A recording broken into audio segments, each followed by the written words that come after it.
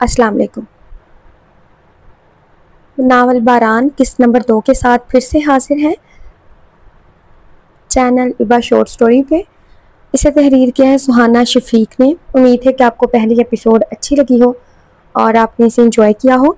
जैसा कि मैंने कहा था एक दिन के गैप के साथ एपिसोड अपलोड होगी, तो ये सेकंड एपिसोड है। चलिए इसे रीड आउट करते हैं। एलाफ ऊपर कमरे में जा चुकी थी। इसका और नताशा का कमरा मुश्तरक था। एलाफ अकेली नहीं सोती थी, नताशा भी लाउंज में ही थी।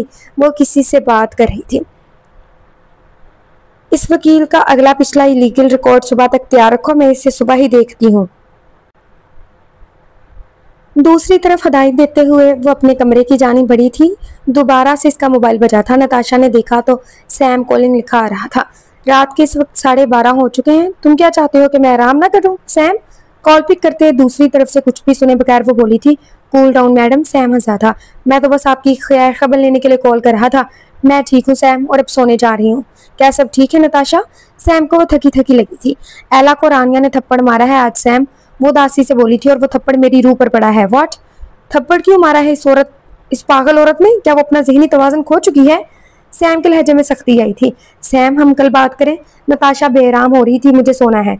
ओके नताशा आप सो जाए। सैम ने नताशा पर जोर दिया तो वो बस इसे तंग करना चाह रहा था।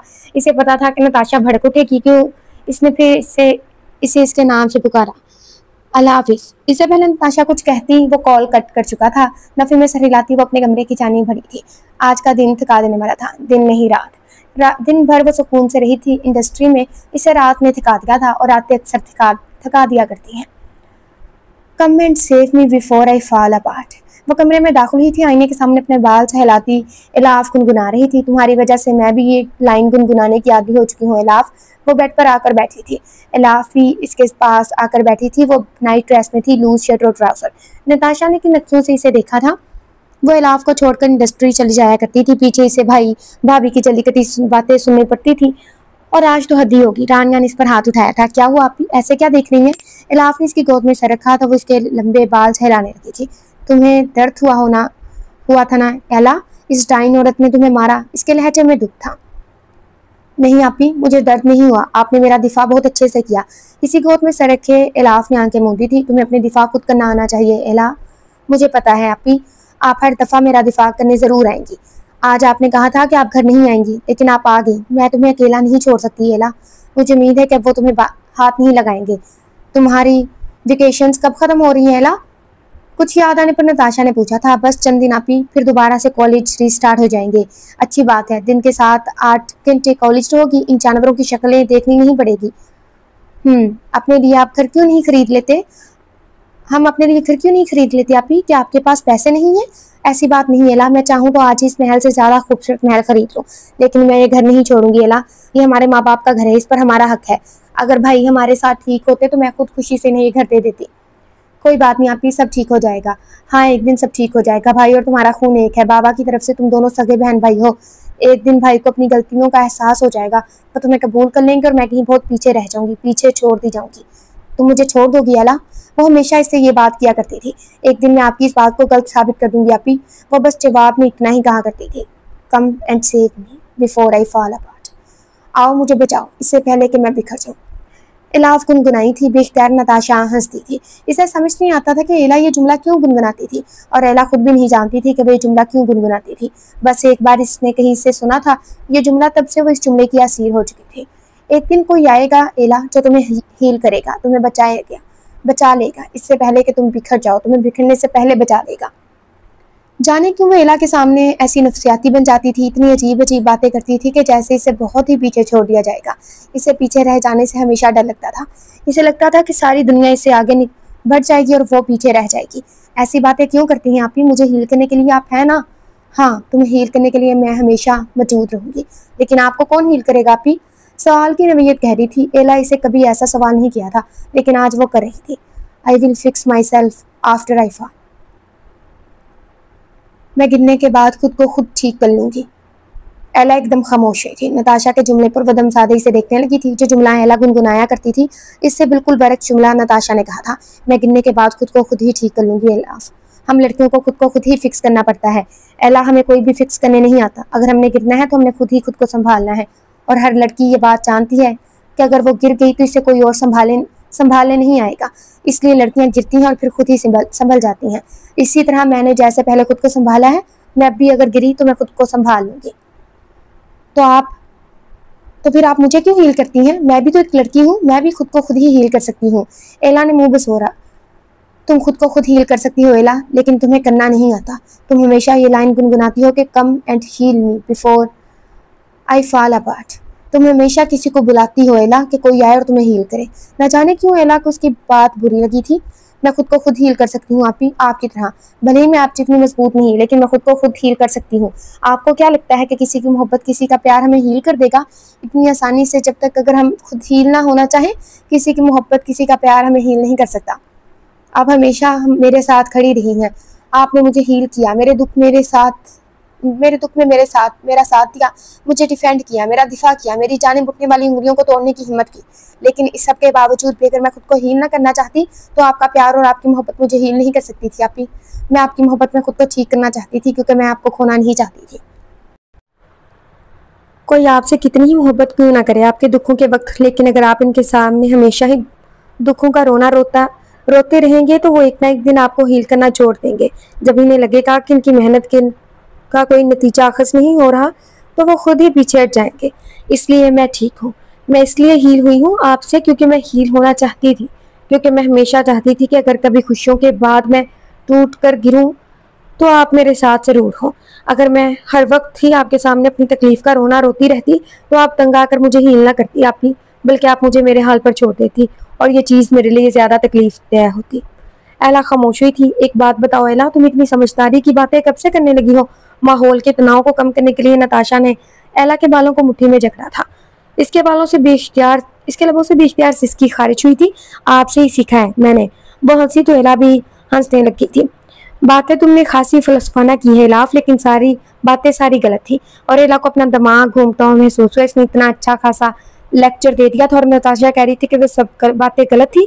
अच्छा ठीक है आपी, मैं बहुत थक गई हूँ, मैं सोना चाहती हूँ और आप भी काफ़ी थकी हुई हैं, सो जाएं। क्यों नहीं आप खुद का ख्याल रखती? मेरा ख्याल रखने के लिए तुम हो ना एला? सवालिया अंदाज वो उम्मीद से बोली। मैं हमेशा आपके साथ हूँ आपी। नताशा मुस्कुराई थी। हर कोई हमारे साथ होता है तब तक जब तक हमारा वक्त हमारे साथ होता है। जब वक्त का चक्कर घूमता है तो फिर हर कोई हमारा साथ छोड़ जाता है। इसने दिल में सोचा था, जाने वो क्यों इस तरह की बदगुमानियां रखती थी कि हर कोई इसको छोड़ देगा। I will fix my self after I fall. एला को फिक्स करने के लिए वो थी, लेकिन इसे किसी ने फिक्स नहीं किया था। इसने खुद को खुद ही फिक्स किया था। एला ये बात कभी नहीं समझ सकती थी क्योंकि वो भी बच्ची थी। बहुत ही कम लोग होते हैं ऐसे ज़र्फ वाले जो अपने दुख में दूसरों के दुखों का भी ख्याल रखते हैं, और इन चंद लोगों में से एक नताशा भी थी। हाथ आगे बढ़ाकर इसने साइड लैंप ऑफ किया था। घड़ी रात के 1 बजा रही थी और वो बहुत थकी हुई थी। आज वो सोने का इरादा रखती थी, लेकिन घर आकर एक अलग ही तूफान इसके लिए खड़ा हुआ था। पिलो सर के नीचे दुरुस्त करती आंखें मूंद गई थी। 400 फैला सन्नाटा, तपश ज़दा हवाएं इतनी रात में भी शदीद गर्मियों का पता दे रही थी। दरख्तों के झुलसे पत्ते दिन भर हवा की तपश ज़दा लुओं के ज़ेरे सितम दिखाई दे रहे थे। आसमान बिल्कुल स्याह था। बारिश बरसने के करीब थी, मगर गर्मी सरदोर थी। तमाम गलियों में स्ट्रीट बल्ब रोशन थे, जबकि घरों के अंदर सन्नाटा और अंधेरा, जैसे हर कोई थक कर सेरे आराम हो। ऐसे में एक महलनुमा घर में लंबी राहदारियों की अकब में दलानों में रखे दिए रोशन थे, और इन दियों की रोशनी का अक्स इस बंद दरवाजे पर पड़ रहा था, ऐसे जैसे बंद दरवाजे के पार की कहानी बयान कर रहा हो। बंद दरवाजे के पार से आती चंद पुरअसरार आवाज़ें। दरवाजे के पार देखा जाए तो आवाज़ें अब वाज़िया सुनाई दे रही थी। रकम कितनी है? भारी भरकम रोबदार आवाज़ गूंजी थी। कमरे की फ़ज़ा सोगवार थी। गहरी खामोशी से कूद छाया था, जिसे तोड़ने वाला महज एक शख्स था। 25 करोड़ और 22 लाख जवाब दिया गया था, और मुकाबिल के चेहरे पर वहशत ज़दा तासरात में कोई फ़र्क न आया था। रात कतरा कतरा बह चुकी थी। सुबह का सूरज सरों पर आधम का था। ऐसे में स्टार इंडस्ट्री में चहल पहल बढ़ी थी। हर कोई अपने कामों पर लौटा था। सैम किसी वर्कर को हदायत देता दिखाई दे रहा था। इसका ध्यान बार बार भटक कर नताशा की तरफ जा रहा था। वो जल्द से जल्द नताशा से मिलना चाहता था, लेकिन फ़ोन करने के अलावा कोई चारा नहीं था। शिहान सर ने खास तौर पर सैम को नताशा के घर जाने की इजाज़त नहीं दी हुई थी। इंडस्ट्री भी नताशा तब आती थी जब इसे कोई काम होता या शिहान सर इसे बुलाते थे। शिहान सर के ऑफिस में देखा जाए तो वो आंखें बंद किए ऑफिस में बैठे थे। दोनों कोहनियां सामने टेबल पर टिकी हुई थी। वो किसी गहरी सोच में गुम दिखाई दे रहे थे। इनके सामने फाइलों के परिंदे पड़े थे और लैपटॉप की स्क्रीन पर कुछ मध्यम सा चल रहा था जिसे वो देखने से गुरेज बरत रहे थे। अचानक इनकी समातों से एक आवाज टकराई, क्या आपको ये निकाह कबूल है? कबूल है। इसके साथ ही एक और आवाज जिसने इन्हें मजीद बेचैन कर दिया था, मामा ये क्या हो रहा है? अटक अटक कर पूछा गया वो मासूम सी नन्ही सी आवाज। 13 साल से वो इस कैफियत का शिकार थे कि अचानक दरवाजा नॉक किया गया और वह झट से आंखें खोलते सीधे होकर बैठे थे। यस, अंदर आने की इजाजत दी गई थी। बरकत चलता हुआ इनके टेबल के करीब आया था। इसके हाथ में एक फाइल थी। बोलिए इरशाद, क्या चाहिए आपको? उन्होंने बरकत से सवाल किया। सर ये फाइल है और इसमें आपकी शाम की मीटिंग की सारी डिटेल्स हैं। बरकत ने इतला दी थी। ठीक है आप जाए, मैं देख लूंगा। बरकत के जाने के बाद वह तमाम तर सोचे जहन से छिटकते हुए बगौर फाइल का मुताला करने में मसरूफ नजर आने लगे। थोड़ी देर बाद सैम अंदर दाखिल हुआ था। क्या हुआ बाबा, आप परेशान लग रहे हैं? सैम ने पूछा था। हाँ परेशान तो हूँ मैं, शाम को जो मीटिंग रखी गई है वो बहुत ही ज्यादा अहम है। सैम ये तुम्हारी जिम्मेदारी है, अपने साथ 25-30 वर्कर लगाओ। हर चीज एक एक चीज मुझे परफेक्ट चाहिए, राय बराबर भी कमी नहीं होनी चाहिए। बाकी के दोनों फ्लोर्स के हेडक्वार्टर को इतला दो, शाम 6 बजे तक सब सेट होना चाहिए और 6:10 पर हम मीटिंग स्टार्ट करेंगे। सैम इंडस्ट्री के एक से बढ़कर एक डिजाइनर को बुलवाओ और डिजाइन बनवाओ। ये कंपनी हमारे हाथ से नहीं जानी चाहिए। जी बाबा डोंट वरी, सब ठीक होगा इंशाल्लाह। बाबा क्या हम किसी कंपनी के साथ पार्टनरशिप कर रहे हैं? सैम ने पूछा था। ओह नहीं सैम, हम पार्टनरशिप में ही डील कर रहे हैं, महज एक डील, और इस डील से बहुत फायदा होने वाला है। Okay dad. सैम उठा था। अभी दिन के 9 बज रहे थे। इनके पास सिर्फ 7-8 घंटे थे। इन 7-8 घंटों में सब कुछ रेडी करना था। सैम बाहर की जाने बढ़ा था ताकि वर्कर्स को इतला करते और तमाम इंतजाम देख ले। वह दरवाजा खोलकर बाहर जाने ही लगा था कि शिहान सर ने इसे पुकारा था। सैम बेटा। जी बाबा। वो पलटा था। सैम तुम ऐसा करो कि नताशा को कॉल करके बुलाओ, इसे कहो आधे घंटे में यहाँ पहुंचे, और वो खुद नहीं आ सकती तो ड्राइवर को भेजो गार्ड्स के साथ। सैम को बेख्तियार नताशा की बात याद आई थी जो वो कल कहकर गई थी कि शिहान सर इसके बगैर एक दिन नहीं गुजार सकते। भले ही वो इस इंडस्ट्री के टॉप मॉडल थी, लेकिन शिहान सर को वो अपने बच्चों की तरह अजीज थी। वो बहुत ही नरम मिजाज और शफकत करने वाले आदमी थे। इन्हें यहाँ की हर मॉडल से, हर वर्कर से ही इतनी ही उनसियत थी जितनी कि अपने बच्चों से। लेकिन नताशा को वो सबसे बढ़कर ट्रीट करते थे, इसलिए तो सब नताशा से हसद भी करते थे। नताशा की वजह से इस कंपनी ने जो तरक्की के मराहल तय किए हैं वह सबकी नज़र में है। जहाँ दोस्त मसीहा ज्यादा हैं वहाँ दुश्मन भी ज्यादा होते हैं। नताशा अभी तक सो रही थी। रात को देर से सोने के बायस इसकी आंख नहीं खुल रही थी। जबकि एला उठ चुकी थी। अब वो किचन में अपने लिए और नताशा के लिए खाना तैयार कर रही थी। नाइट ड्रेस को बदल चुकी थी। मेहरून रंग की सादा शलवार कमीज पहने, बालों को फोल्ड पोनीटेल में बांधे, दुपट्टा गले में लटका रखा था। वो बिल्कुल फ्रेश नजर आ रही थी, सांवली मगर पुरकशिश। सजाद सुबह ही काम पर निकल चुका था जबकि रानी अपने कमरे में तैयार हो रही थी। एलाफ मैडम मैं बना देता हूँ खाना, आप तकल्लुफ क्यों कर रही हैं? बावर्ची से वहाँ काम करता देख भागा चलाया था। नहीं मैं कर लूंगी, आप जाए, आप ही के लिए मैं खुद नाश्ता तैयार करूंगी। अंडा फ्राई करती वो मसरूफ अंदाज में बोली थी तो बावर्ची सर झुकाए वहां से चला गया। रात को भी वो दोनों भूखी सो गई थी। ये ख्याल सुबह आया था इसने नताशा से खाने का पूछा था और ना ही नताशा ने इससे जो कल घर में तमाशा लगा था इसके सबब खाना भी भूल चुकी थी। एला को सबसे बुरी बात ये लगती थी कि जब खाने का वक्त हो तो कोई तमाशा खड़ा ना हो, बंदा भूखा ही रह जाता है। भला पेट से क्या कॉम्प्रोमाइज करना। 10 मिनट मजीद लगे थे इसे नाश्ता तैयार करते। खाना ठग कर वो ऊपर आ गई थी नताशा को उठाने। जब वो कमरे में दाखिल हुई तो नताशा का फोन चंगा रहा था। न जाने कब से वो बज रहा है। नताशा बेखबर सो रही थी। जब फोन खामोश हुआ तो इलाफ ने देखा सैम के नंबर से 6 मिस कॉल्स आई थी। आपी, नताशा आपी। मगर नताशा को तो कुछ सुना ही नहीं दे रहा था। आपी क्या आप नशा करके सोई हैं? उठ जाएं। एला ने इसके ऊपर से लिहाफ खींचा तो वह हैरान हुई। नताशा वहां नहीं थी। अलबत्ता 2-3 तकिए तरतीब से जुड़े हुए थे। एला ने देखा नताशा ड्रेसिंग रूम से बाहर आई थी। चॉकलेट ब्राउन आंखों में शरारत थी जबकि वो ब्लैक शर्ट और व्हाइट ट्राउजर में, बालों को शानों पर खुला छोड़ रखा था, कलाई में घड़ी बांधे, पाँव में हैवी जॉगर्स पहने मुकम्मल तैयार खड़ी थी। मेकअप के नाम पर हल्का सा ब्लशन और मेहरून लिप ग्लॉस में भी वो शाइन कर रही थी। हर रोज ही इसकी लुक्स चेंज होती थी। आप ही आपके फोन पर बार बार कॉल आ रही थी किसी सैम के नंबर से। एला ने इतला देना चाहिए। हाँ एला, इंडस्ट्री से कॉल है, मुझे आधे घंटे में वहां पहुंचना है, तुम जाओ। ड्राइवर से कहो गाड़ी तैयार रखे, मुझे अभी निकलना है, बहुत जरूरी मीटिंग है। लेकिन आप ही आपने कुछ नहीं खाया। रात को मैंने आपके लिए खाना बनाया है, आप खा लें थोड़ा सा। नताशा कुछ सोचने लगी। अच्छा जाओ तुम जल्दी से टेबल पर खाना लगाओ, ड्राइवर से गाड़ी निकालने का भी कह दो, मैं आती हूँ। आप भी एला ने से पुकारा था। आपका मोबाइल ले लूं? कम ऑन एला, ये भी कोई पूछने वाली बात है। एला इसका फोन लिए किचन में आई थी। वो अक्सर इसका मोबाइल इस्तेमाल किया करती थी। एला के पास मोबाइल नहीं था, इसे कभी जरूरत महसूस नहीं हुई थी। बको लेला, इसने मोबाइल का क्या करना था। जब नताशा इंडस्ट्री होती तो वो PTCL पर कॉल कर लिया करती थी। नताशा के मोबाइल पर भी वो गेम ही खेला करती थी। वह बच्ची टेबल पर खाना लगा चुका था। शेर खान जल्दी से ड्राइवर से कहें गाड़ी तैयार रखें, नताशा मैडम ने इंडस्ट्री जाना है। मैडम ड्राइवर तो नहीं है, शेर खान वो बच्ची ने अदब से कहा था। क्या मतलब ड्राइवर नहीं है, कहाँ है ड्राइवर? बल्कि एक ड्राइवर तो नहीं, 3 ड्राइवर हैं, तीनों कहाँ हैं? इसके हाथ में पकड़ा नाश्ता। नताशा का मोबाइल फिर से रिंग हुआ था। सैम कॉलिंग, इसने कॉल कट की थी। शेर खान बताएं ड्राइवर्स कहाँ हैं? मैडम एक ड्राइवर सजाद सर लेकर गए हैं, दूसरा ड्राइवर अभी अभी रानिया मैडम लेकर गया है, को लेकर गया है। फिर से फोन रिंग हुआ था। एला का दिल चाहा मोबाइल नीचे पटक दे, लेकिन वो ऐसा नहीं कर सकती थी। इसने फिर से कॉल कट की थी। और तीसरा ड्राइवर कहाँ है? एला ने पूछा था। सैम कॉलिंग, मोबाइल मैडम तीसरे ड्राइवर का बच्चा बीमार था, वो छुट्टी लेकर गया हुआ है। लो जी, एला ने पहलू बदला था। ठीक है शेर खान, आप जाएं। फिर से सैम कॉलिंग, और फिर एला का जवाब दे चुका था।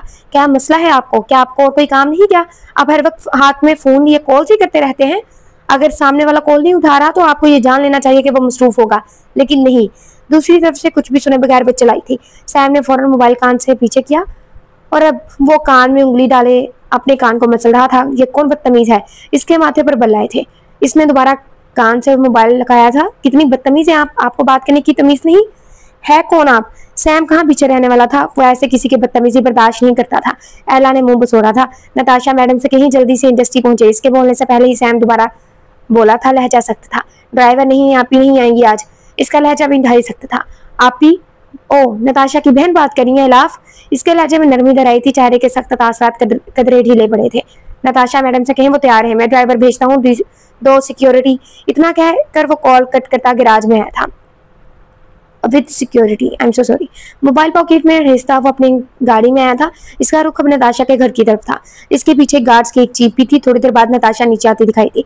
इलाफ ने देखा इसके कानों में छोटे छोटे ब्लैक टॉप थे और हाथ में डायमंड की मखसूस रिंग। चलती हुई डाइनिंग टेबल पर आ बैठी थी। अभी ड्राइवर्स नहीं है तीनों, और बार बार वही किसी सैम की कॉल आ रही थी। वो कह रहा था कि वो ड्राइवर भेज रहा है आपको लेने विद सिक्योरिटी। आखिरी लफ्ज पर एला ने जोर दिया था। ब्रेड के साथ ऑमलेट खाती नताशा ने सर उठाया था। तुम्हें किसने कहा? वो बार बार कॉल आ रही थी। फिर शेर खान ने तीनों ड्राइवर्स के ना होने का बताया तो मुझे गुस्सा आ गया। मैंने कॉल पिक करके, वो खामोश हुई थी। कॉल पिक करके तुम सैम पर चिल्लाई? जुमला नताशा ने मुकम्मल किया था। हाँ, वो हंसी थी। बैड मैनर्स एला। वो कौन सा चुप रहा, बराबर का जवाब दे दिया है। वो बुड़बुड़ाई थी। दोनों ने मिलकर नाश्ता किया। नाश्ते के बाद नताशा अब एला को हदायत देने लगी, बिला वजह दरवाजा नहीं खोलना, गार्ड्स बाहर है, तुम्हें किसी भी किस्म की कोई परेशानी नहीं होगी। तुम अपना टीवी देखती रहना, मैं जल्दी आ जाऊंगी। मुझे मालूम है आप 12 बजे से पहले घर नहीं आने वाली।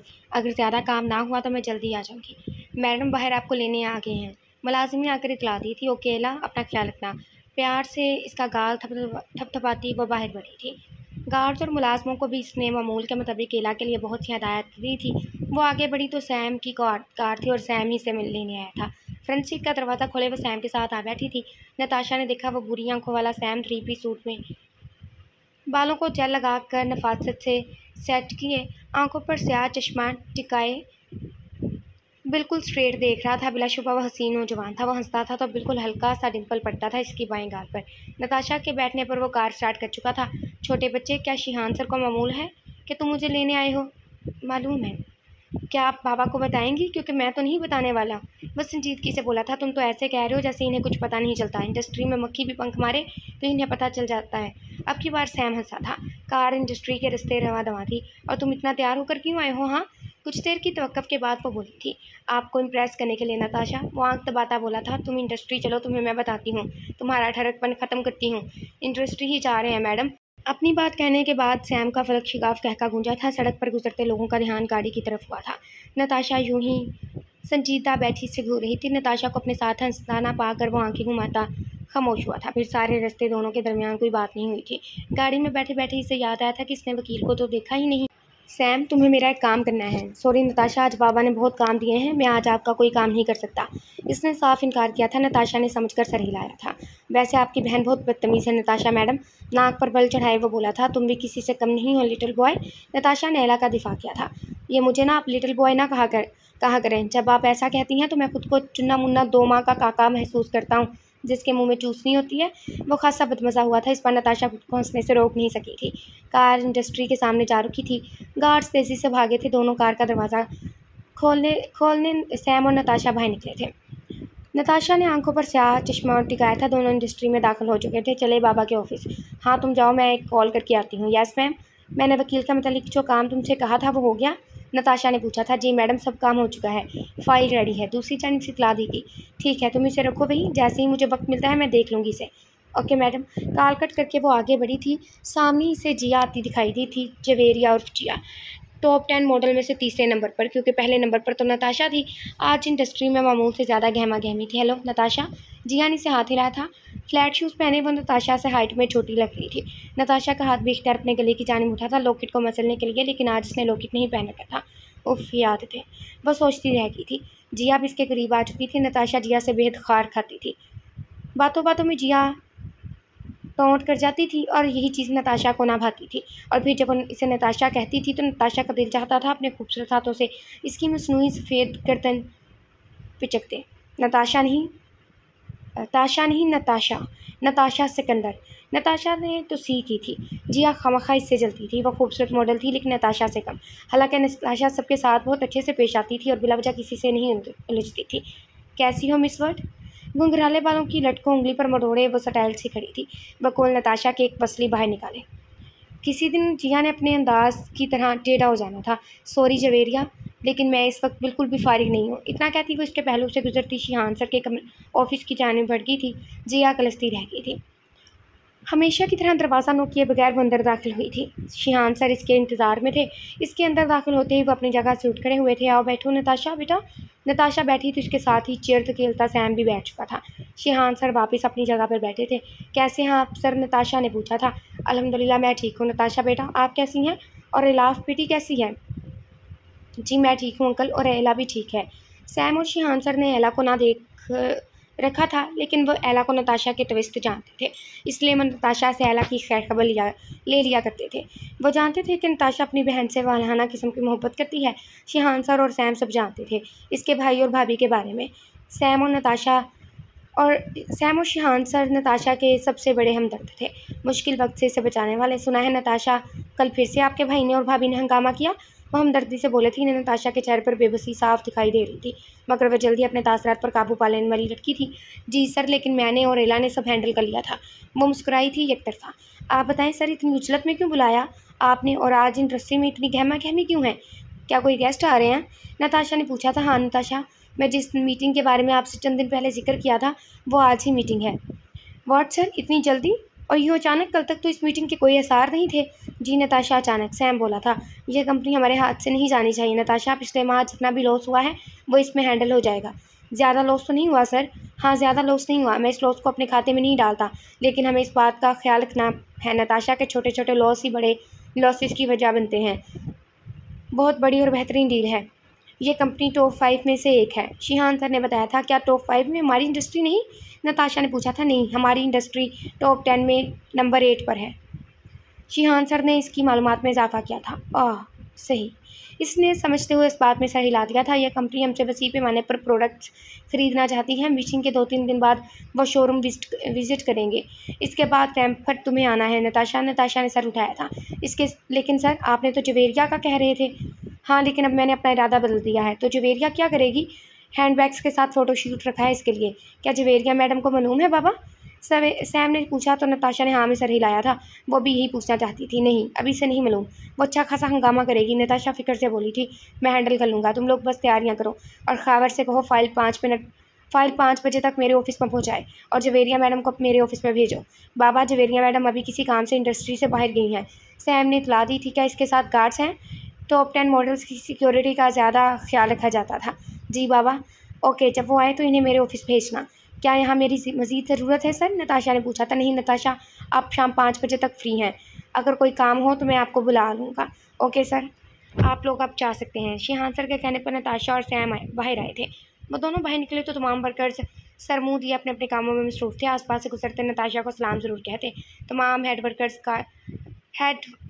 हेड्स वर्कर्स को गाइड करते दिखाई दे रहे थे। मुझे लगता है मेरी यहाँ कोई ज़रूरत नहीं, सैम ने कहा था। आप किसी काम का कह रही थी नताशा? मैं कर सकता हूँ, आप बताएं। नताशा अपने रूम में आई थी। वहाँ हर मॉडल का एक अलग छोटा रूम था, जहाँ बहुत से मेकअप प्रोडक्ट, ज्वेलरी, 2-3 ड्रेसेस और जूते हमेशा मौजूद होते थे। हर रूम में AC मौजूद था और आरामदायक कुशादा सोफ़ा। नताशा ने अपने रूम के दरवाजे में चाबी घुमाई थी। दरवाज़ा खुला था और अंदर दाखिल हुई थी। सैम भी इसके पीछे दाखिल हुआ था। सैम और नताशा अच्छे दोस्त थे, लेकिन कभी कहने की ज़रूरत नहीं पड़ी थी। बाज़ दोस्तियाँ एतराफ़ के बगैर वजूद में आती हैं और वही दोस्तियाँ बहुत खूबसूरत होती हैं। वह रूम छोटा था, लेकिन एक फ़र्द के लिए बहुत बड़ा था। सामने वॉल पर मुकम्मल शीशा लगा था। सारी दीवार शीशे से ढकी थी और शीशे को बहुत खूबसूरत से बाउंड्रीज डिज़ाइन की गई थी। नताशा ने आईने में अपना अक्स देखा, परफेक्ट। वो अब सोफ़े पर टिकी थी, चौकर छुटाकर वह दोनों टांगे ऊपर किए सोफ़े की पिष्ट से सर टिका की थी। काम बताएं मैडम, मैं फारिग नहीं हूँ। सैम ने आंखें घुमाई थी। हाँ, मुझे एला के लिए मोबाइल फ़ोन लेना है। आईफोन 17, 16, 15? सैम ने पूछा था। Pro, 17 pro. नताशा बोली थी। जैसा आपका है। सैम ने इसके फ़ोन की जानिब इशारा किया था। हाँ, नताशा ने इस बात में सर हिलाया। सैम, हेडफोन्स सिम इंसर्ट करके सारी सेटिंग कर देना। 4G और एक 4G सिम इंसर्ट करके सारी सेटिंग कर देना। गूगल अकाउंट वगैरह, WhatsApp, Facebook, Twitter, TikTok, Snapchat और इंस्टा। सैम ने इजाफा किया। नहीं, इंस्टा मुझे पसंद नहीं। ओके, और ज़्यादा सी गेम इंस्टॉल कर देना इसके मोबाइल में। और हाँ, मेरा नंबर भी सेव कर देना। कौन सी games? Subway Surfer, coloring games, water puzzle, candy crush. Sam हैरान हुआ था। वो बच्चों वाली गेम्स खेलती हैं? मेरे लिए वो बच्ची ही है सैम। मैं भी बच्चा हूँ। हाँ, तुम भी बच्चे हो। वो हंसी थी। मैं बच्चा हूँ, लेकिन मैं बच्चों वाली गेम नहीं खेलता। सैम ने आंखें घुमाई थी। वो इसे एडिटिंग और डिज़ाइनिंग का बहुत शौक है, तो कुछ इसके रिलेटेड ऐप्स भी इंस्टॉल कर देना। ये सब काम आप किसी और से भी तो कह सकती थी ना? हाँ, कह सकती थी, लेकिन मैं एला के मामले में किसी आरे गहरे पर भरोसा नहीं कर सकती। मुझ पर करती हैं? श्योर। नताशा ने कंधे झुकाए थे। वो मुस्कुराया था। ओके मैडम, आपका काम हो जाएगा। वो मुस्कुराता हुआ सर को खम देता बाहर निकला था। नताशा ने आंखें मूंदी थी। ये रही एपिसोड 2। आप लोगों को कैसी लगी लास्ट में कमेंट में बताइएगा। और एपिसोड 3 के साथ हाजिर होंगे जल्द ही। और स्टोरी पर अपने रिव्यूज़ भी लाजमी दिया करें। अगले एपिसोड के साथ हाजिर होंगे। अल्लाह हाफिज़।